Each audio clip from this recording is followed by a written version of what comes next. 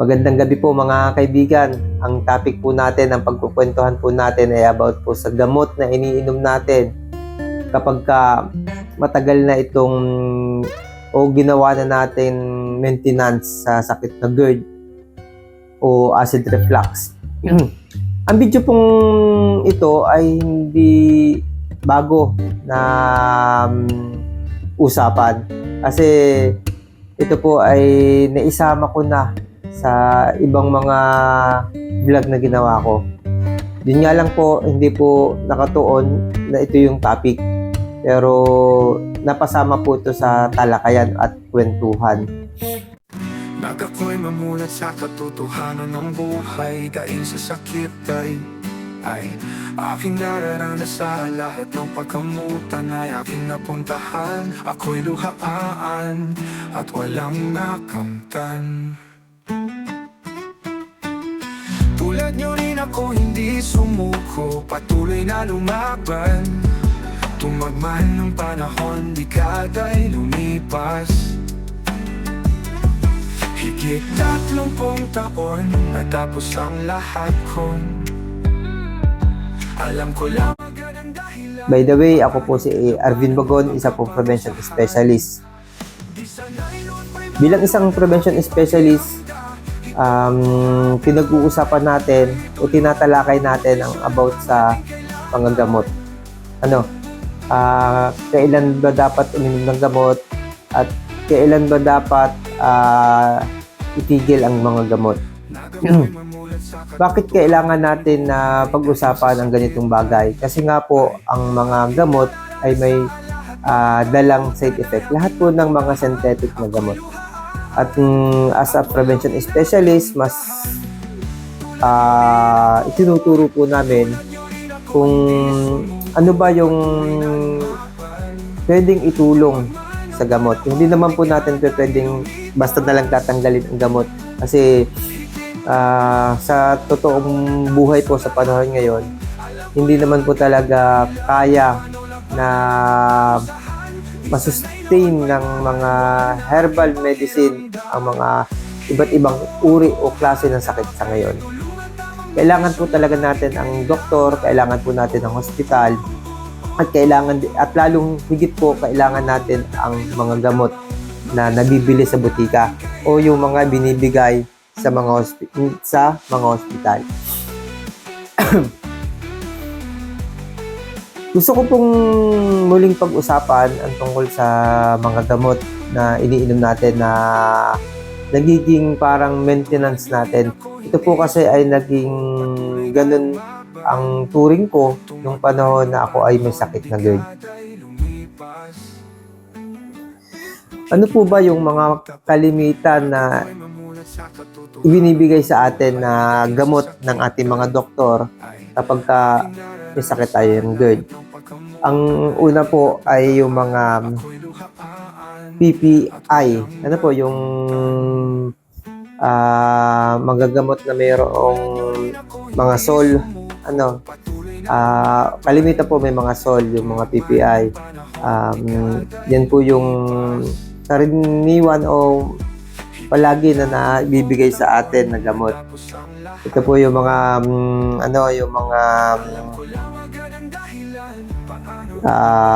proton pump inhibitor.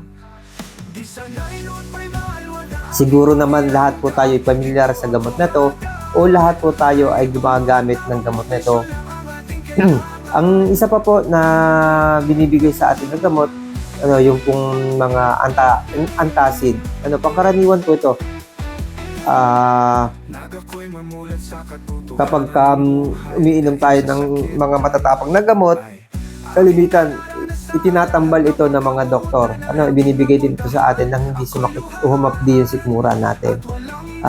Sa mga may acid reflux, ang unang nagiging gamot natin, ito na, yung antacid. Tapos saka pala ang magka-upgrade papunta sa PPI o yung mga proton pump inhibitor. Kadalasan din po kapag ka sumasakit yung tiyan, kadalasan ito binibigay ito ng mga doktor kapag ka mag-apapa-admit ka o kaya ay pupunta ka sa emergency. Kalimitan ito yung itinuturo ko, hindi man yung liquid na PPI, ito yung mga itinuturo ko yung H2 blocker o yung histamine 2. Ano? Yun yung kalimitan na kapag ka, yun nga, pumupunta tayo sa doktor sa ospital at kailangan natin mag-admit, ito yung unang-unang ibinibigay sa atin. Ano? Bakit po ba kailangan yung malaman ang topicong ito, ang tungkol sa gamot? Kasi bilang isang naging pasyente ng napakahabang panahon sa sakit na GERD, ito po ay naalala ko lang. Ito ngayong ganitong panahon, kapag may nararanasan akong hirap tungkol sa aking uric acid. Uric acid po, ito po ay isang dahilan ng pagkakaroon ng arthritis, ng gout, at iba't iba. Yun nga, maraming klaseng arthritis. Mahirap din pong gamutin ang sakit sa rheuma kasi ang hirap ang pababa ng uric acid. Naalala ko na isama ko din ito sa vlog Naalala ko yung pinatigil sa akin ng doktor ko yung PPI kasi baka daw magkaroon na ako ng side effect. Kasi hindi ko alam, kasi nagre-reklamo na ako. May mga rini-reklamo ako Yun, hindi naman niya sinabi ko anong side effect. Pero nagre-reklamo ako bakit may nararamdaman akong ganito. Ang natatandaan ko, sinabihan ako ng doktora ko dati na hindi siya part ng sakit na GERD. Alala ko yun. Hindi siya part ng sakit na GERD. Pero yun nga, malikot din yung aking isipan. Nagre-research ako. At nakita ko dun sa pagre-research ko na yung dinadaing ko, rinireklamo kong sakit ay posible na sa mga gamot ko nakuha. Bilang isang prevention specialist, lagi ko sinasabi na para hindi tayo magtagal sa pag-inom ng gamot, para hindi natin maging maintenance yung gamot na iniinom natin. Kasi paano ba naman natin hindi gagawing maintenance? Pabalik-balik yung sakit, yung hirap ng GERD. Dahil ito nga ay chronic disease. Kaya normally magiging maintenance talaga yung gamot. Ako, mahigit 30 taon na pabalik-balik sa tuwing babalik ang sakit, iinumin ko yung gamot. At kung bumabalik ako sa doktor, yun din yung ibinibigay na gamot. Hanggang sa binabago lang yung mga brand ng gamot, pero PPI pa rin siya. Ang natatandaan ko, nung pinatigil sa akin yan, ang ipinalit sa akin ay yung antacid. Wala akong makita sa ng gasing ng antacid. Mas safe siya kung tutuusin, pero mas mild siya na gamot kumpara sa iba na mas matagal mag-function para tanggalin yung mga sintomas ng nararamdaman natin. Kaya kapag nga ganito, yung binibigay sa atin, yung mas malalakas na gamot tulad ng PPI tsaka ng mga H2 blocker. Ito yung ilan sa mga na-research ko na dahilan kung bakit kailangan mong hindi uminom ng matagalan ng mga ganitong uri ng gamot.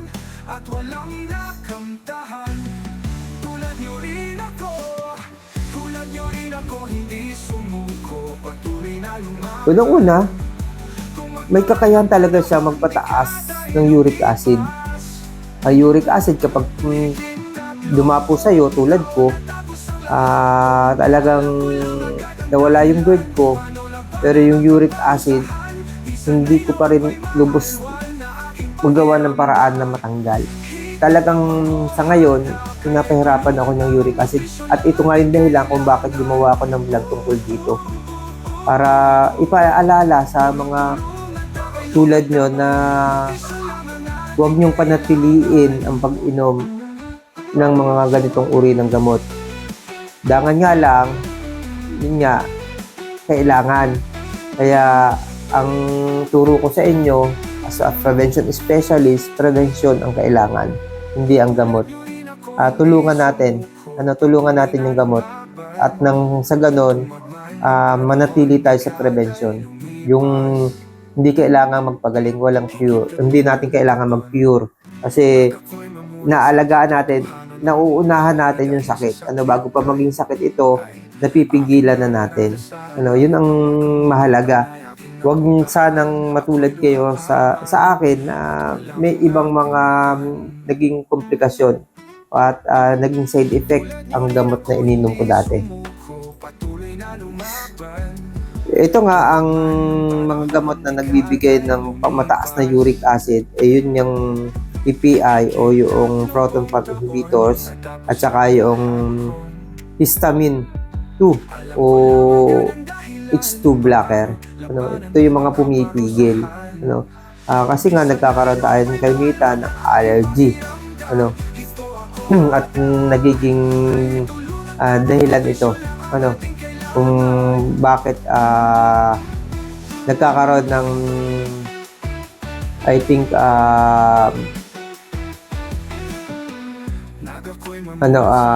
pagbabago ng ating natural chemical ng ating katawan,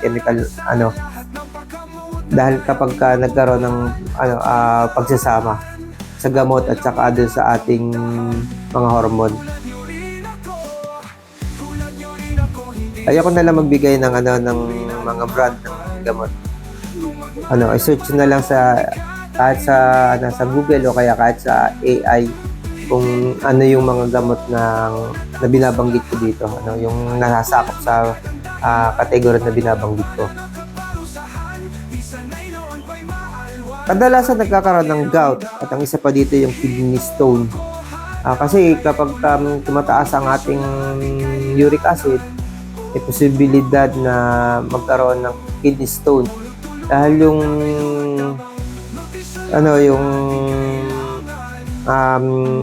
acid, yung uric acid natin, hindi salip na mailabas sa ihi, hindi, naiipon siya sa kidney. Yun yung nagiging problema. Kaya yun nga, nagkakaroon tayo ng problema sa kidney problem nga. Tapos, ito, ang matagalang pag-inom ng PPI o proton pump inhibitor para sa sakit na GERD maaaring magdulot ng mataas na uric acid sa dugo at pagsakit ng kasukasuan, balakang, tadyang at lahat ng mga buto sa katawan. Yan yung problema ko. Ginagawa ko naman ito ng vlog, di ba? Lahat ng parte ng buto ko nagkakaroon sakit. Ang mahirap pa dito pagkagabi, ganitong oras, masakit siya o kaya yung dapat hapon, katulad kanina, sumundo lang ako sa misis ko, kundi na mahinga muna ako pagdating sa bahay. Parang ramdam ko magkukulaps ako sa sobrang sakit ng mga joints ko. Lahat ng mga ganito ko, ito, yung ulo ko, yung bungo, sumasakit siya. Ako tumitibok siya, kumikrot siya. Yung lahat ng joints sa daliri. Kung nakakaranas na kayo nito, iwas-iwasan nyo na yung mga gamot na sumisira. Talagang wala. Ang mga doktor natin talaga bibigyan tayo ng gamot niya kapag dumadaing tayo masakit yung, kasi yun yung ginagamot niya. Kaya ang gamot na bibigay, yung gamot para dun sa GERD. Hindi talaga kayang mawala ang GERD kapag gamot lang ang ating inasahan. Kailangan talaga natin ng prevention. Kapag walang prevention, hindi tayo gagaling sa GERD. ako medyo nahuli. Meron na ako mga komplikasyon bago nawala yung GERD. Ngayon, ang problema, kapag may stress, katulad ko kanina, stress na stress ang katawan ko sa mga masasakit, sa mga kirot ng aking nakakaranas ako ng kabag. Yun, mahirap siyang gamutin sa prevention. Kasi ang naging trigger sa akin, bakit nagkakabag ako kanina, ang naging trigger sa akin yung stress dahil sa sakit, sa kirot. Medyo nawala na yung kabag dahil bumaba na yung kirot. Medyo nawala yung kirot. Kaya ayun, naligo ako kanina. Tsaka ako pag naliligo ng hot shower talaga. Naligo ako kanina na nagdumalaw yung aking katawan. Medyo nabawasan yung kirot, nabawasan yung stress, bumaba yung stress, yan, nabawasan yung sakit, yung kabag, nawawala na yung kabag. Yun na nga, ang pinag-usapan natin pagtaas ng uric acid at ang pagsakit ng mga kasu-kasuan. Ang pagtaas ng uric acid sa dugo ay maaari magdulot ng sakit ng kasu-kasuan, balakang, tadyang at lahat ng buto sa katawan. Mga problema sa buto, ang matagal na paggamit ng PPI ay maaaring magdulot ng mga problema sa buto tulad ng osteoporosis at pagkabasag ng buto. Yun yung isang problema kapag nagato yung buto, pero pwede tayo magkaroon ng cancer sa buto. Ito yung isa sa kinatatakutan ko kasi yung tatay ko, ito yung naging problema, cancer sa buto. Hindi ko malilimutan, cobalt kami sa Chinese General Hospital sa may Blooming Treat. Naglalakad siya, papunta siya sa kwarto kung saan siya i-cobalt yung yung tawag ito, laser. Bigla na lang siya tumumba. Ang nangyari, nagato na pala yung buto niya sa binti. At habang naglalakad siya, naputol. Yun, emergency. Pina-operahan agad namin. Malaki din yung gastos ng ganun. Yeah. Isa siya sa kinatatakutan ko.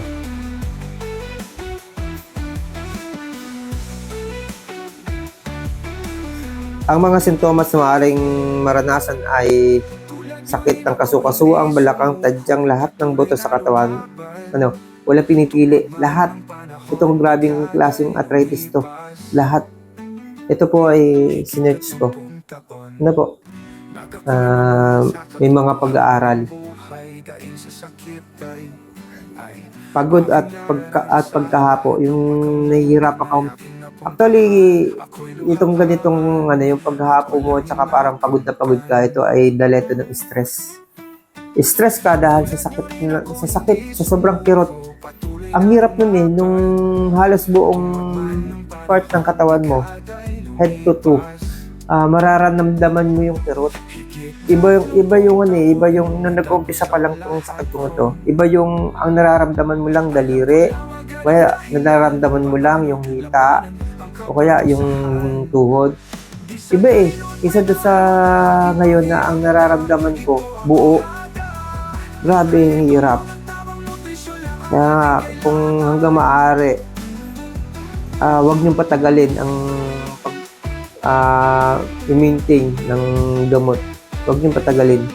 At dahil baka makaranasan niyo yung nararanasan ko. Ito nga, limitadong paggalaw, pamamaga o pag-init ng mga apektadong bahagi. Isa ito, umiinit ng apektadong bahagi. Yun nga, ang ginagawa ng iba, binabago ang gamot. Yun, kaya kailangan mo pa rin magpa-check up sa doktor para mabago yung gamot. Ako, ang ginawa ng doktor ako, sa halip na PPI, ang binigay na lang sa akin, yung antacid na lang. Yun na lang pinaano sa akin yung antacid kasi nga ang kinatatakutan. Kasi dumadaing ako ng mga ganitong problema, sakit sa mga buto kung saan saan. Una dito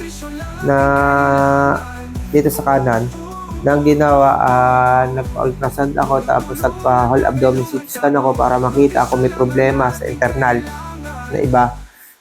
Baka may problema sa atay, sa abdo, sa pali, ganyan. Wala nakita. Hanggang sa yun sa akin na magpa-check ako sa buto. Ang problema, dito sa amin walang espesyalista nun. Sa Manila pa, tapos balita ko mahal. Hindi ko na nagawang gawin yan. Yung mga general practitioner dito, sinabi sa akin, kapit sa arthritis nga, kailangan talaga para malaman ko anong klaseng arthritis. Madaming klaseng arthritis eh. Pero tumataas yung uric acid ko, na yun ang nagiging problema ko. Napapagbaba ko siya, pero hindi siya nagiging normal. Balik ulit sa taas. Yun yung isa, kahit na mag-dieta ako, hindi ko na nga rin alam kung paano i-dieta dahil nung pa man ang nagpabago sa aking GERD kung bakit naging normal ay dieta. Pero tuloy-tuloy yung dieta ang ginagawa ko, pero yung uric acid hindi ko talaga mapabago. Hindi ko alam kung gaano pa katagal yung pag-dieta na gagawin. Actually, yun nga, ang isa sa problema pagdating sa pag-dieta. Madali mag-dieta ng yung sa uric acid. Sana sa hyperacidity kumpara sa uric acid. Kapag ang problema pala nasa dugo, mas mahirap. Yung sa sikmura lang, madaling pababain yung acid eh. Yung ating acid sa sikmura. Madali siyang i-normal.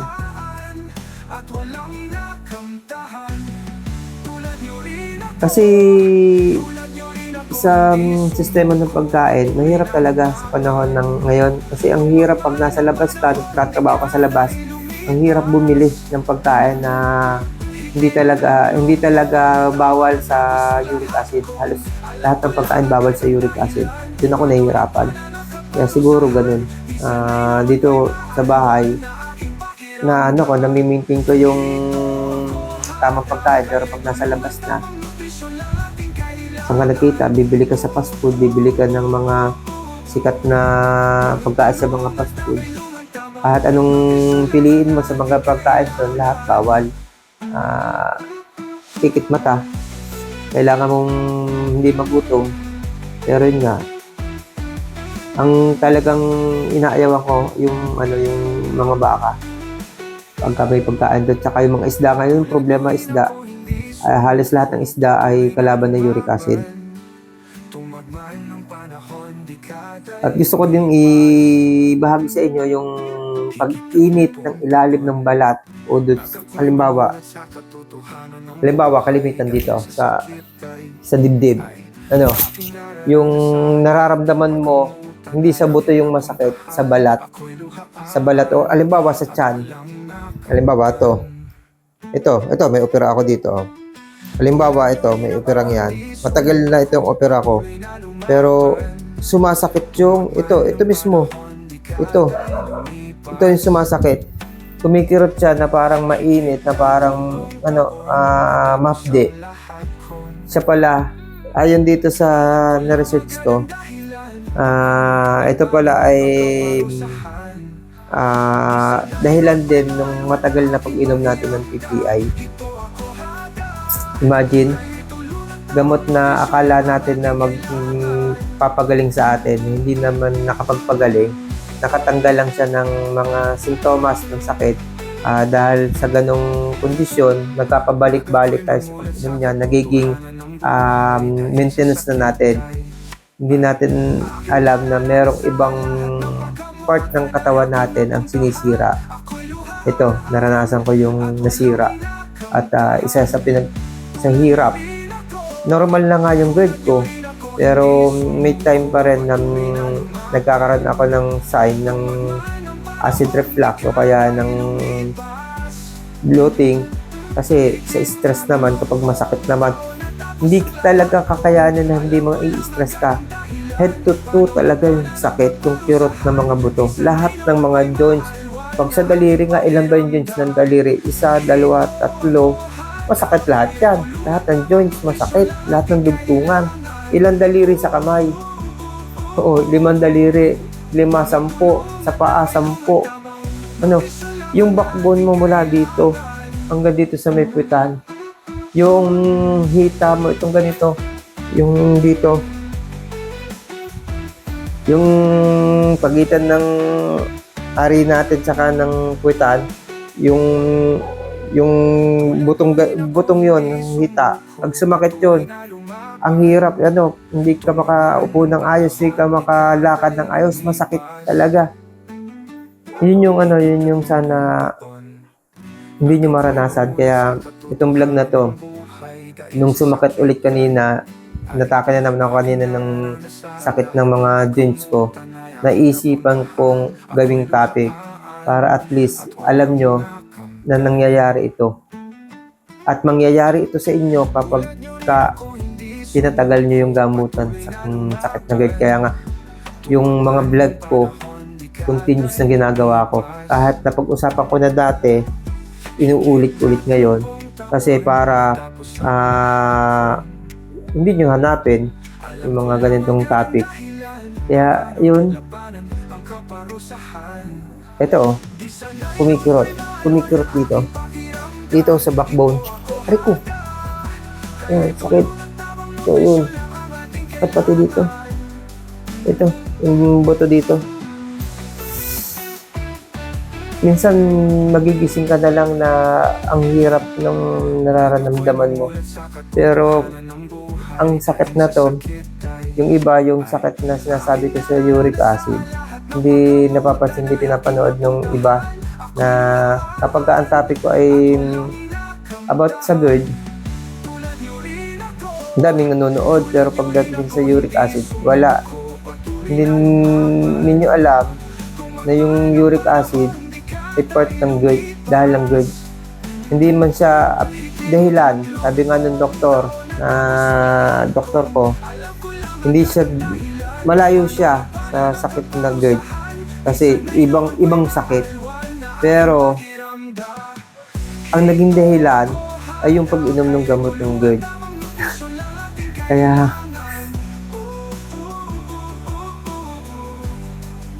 pero matagal na ako din nakakapunta sa doktor ko, mga 2 taon na. Kasi hindi ko pa napapagawa itong bahay na to. Hindi pa ako nag-start na gawin itong bahay na to. Ano pa lang, bumibili pa lang ako ng materials. Pinaplano ko pa lang to. Yun yung huling nagpunta ko sa doktora ko. Ang dinadaing ko nga ay hindi itong sakit kong ito. Actually, matagal na hindi ito ang dinadaing ko kasi yung vlog ko na pinakita ko sa inyo, may date yun eh. Pinakita ko yung resulta ng aking whole abdomen CT scan. Kung hindi ako nagkakamali ay 2020 ata, 2000, yung ko pa nararanasan to. Continuous lang yung gamot na na sinabi iba ang ginawa sa akin, binigyan ako ng pampakalma. Hindi ko naman ininom kasi baka daw nagkakaroon ng bumalik ulit yung aking depression, pampakalma sa depression. Hindi ko naman siya ininom dahil inisip ko kung sa depression naman kaya kong kontrolin kasi nagkaroon ako dati na control ko naman. Ayun, ang naging kwento ko na lang lagi sa inyo noon, pupunta ako sa PT para magpa-therapy. Ilang taon yan na paulit-ulit, 2, 3, gano'n. Hanggang sa huling ginawa ko, hindi ko natatapos yung session sa PT kasi dahil ng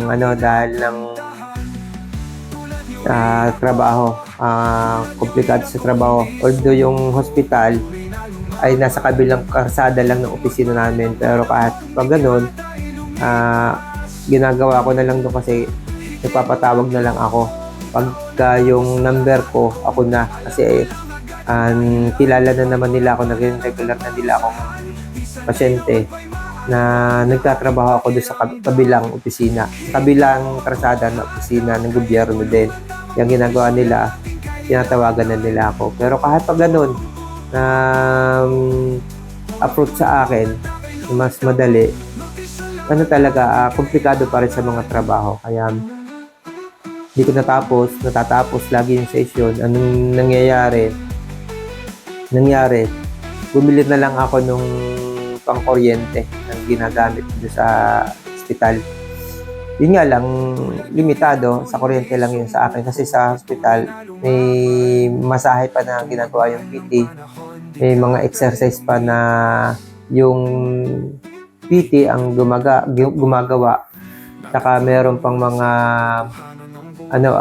katulad nun yung parang kandila, yung wax.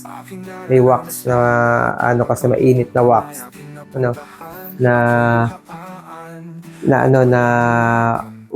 Wala ako sa bahay na gano'n. Sa ospital lang meron. Matagal din siyang mawala. Although natatapos yung session, meron pa siya. Tapos pag nagtagal-tagal na natapos yung session, saka lang puti-uti nawawala, mamahinga. Nung una, 1 year, isang taon, saka ako ulit mararamdaman. Actually, nararanasan ko ito sa panahon ng summer ng dati nun. Habang tumatagal, lumalala yung sakit. Kasi dati, dito lang, mga part lang. Ngayon kasi, full body. Nag-iisip ako na magpa-check up ulit, pero wala pa rin time. Sabi nga, kulang pa rin ang sigara. Kasi kung kailangan ko magpa-check up sa private specialist sana, kaso wala talaga dito ng specialista malayo sa amin. Tapos ang laki din ng aking gastusin sa mga eskwela. May nagpo-kolehiyo ako. Yan, pinakapos sa budget. Basta hindi ko kinakalimutan yung paglilinis ng katawan.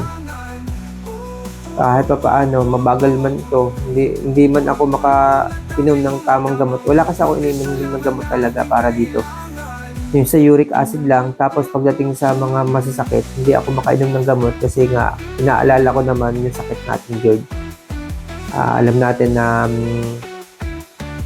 kung nai-stress na yung katawan natin, magkakaroon tayo ng sign ng acid reflux o bloated. Mas magiging grabe ito kung inom tayo ng para sa kirot. Hindi ako nainom ng para sa kirot. Tinitiis ko, minsan lumuluha, sobrang sakit, pero wala akong magagawa. Ang isang ko dito, nasa history ng family history test sa blood. May mga uric acid, pero sa tingin ko ako yung nagdusa sa uric acid kasi sa mga ka-level ko, mga kaedad ko, pero sa mga matatanda na sila nung nakita ko na mas grumabi talaga. Yung mga tito ko, halos hindi sila makakilos talaga. Yung isang tito ko kinamatay, stress, sobrang sakit, stress, nagkaroon siya ng heart attack. Although, yan ang buhay. Basta, ang aking payo, panoodin niyo yung mga vlog ko about sa GERD, kung paano makokontrol. Kasi, para hindi nyo matulad yung sakit na tulad ng sa uric acid ko, habang maaga pa, makontrol nyo na yung GERD. Kasi ito po ang side effect ng uric acid, ng gamot sa GERD, ang uric acid. Sana naibigay ko sa inyo yung